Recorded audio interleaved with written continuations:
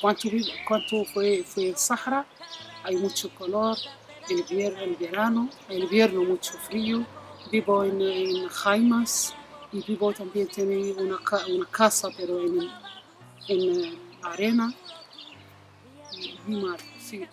Con la nombre de saharaui, muy bien para nosotros saharauis, no hay problemas para mí. Siempre ayuda.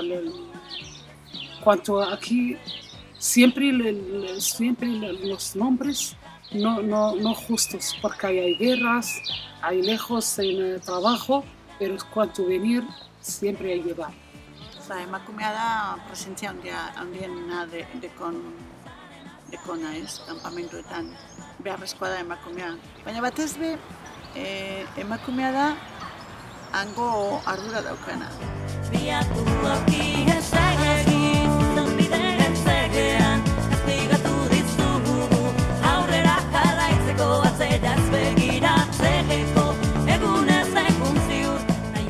Hay mucha libertad en el nombre saharauis, en mujeres mucha libertad.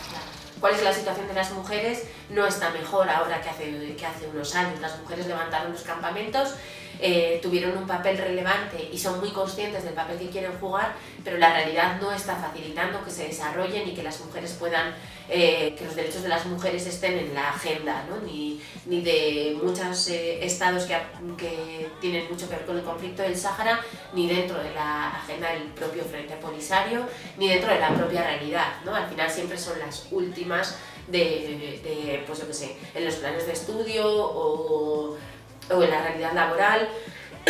Ser mujer en los campamentos no es nada sencillo.